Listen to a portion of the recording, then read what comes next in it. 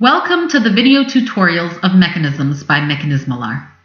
Today we're going to discuss the Trammel of Archimedes, a mechanism that generates the shape of an ellipse. As you can see, it consists of two shuttles which are confined or tremmeled to perpendicular channels shown in this animation in red and yellow.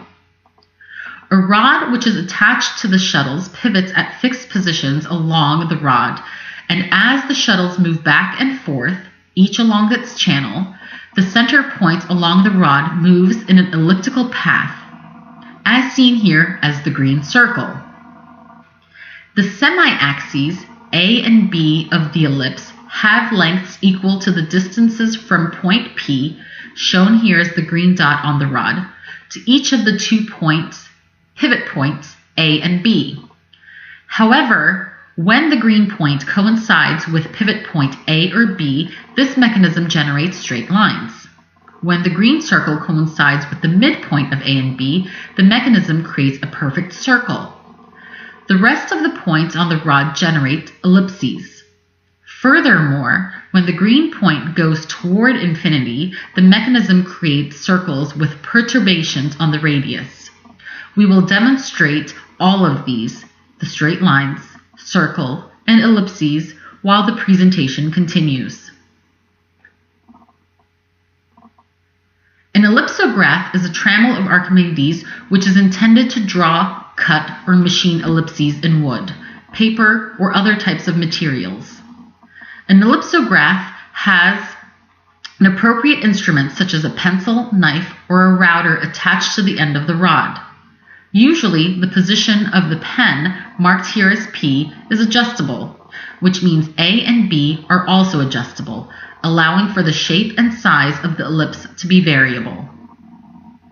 Wooden versions of the Trammel of Archimedes have been produced as toys or novelty items and are sold under the name of do-nothing machines. In these toys, the drafting instrument is replaced by a crank handle, and the position of the sliding shuttles is usually fixed. While they are nice toys for kids to play with, I find the name do-nothing machine rather insulting, because drawing an ellipse before the computer age was actually a very hard thing to do, even though there were so many ways to do it. I also find it interesting that many people have made wooden, 3D printed, or metal versions of this interesting machine, but all are carbon copies of one another, including this one. The only difference here is that my animation gives you, the visitor, the opportunity to play with this mechanism on my website. You can find the link to it in the description section of this video. I have also come up with another useful application of this mechanism, and if I'm able to iron out some of the kinks, I will be making an animation of it and posting it in the near future. Thank you for taking the time to watch our video. If you enjoyed this video and found it to be useful, please subscribe to my YouTube channel and hit the like button.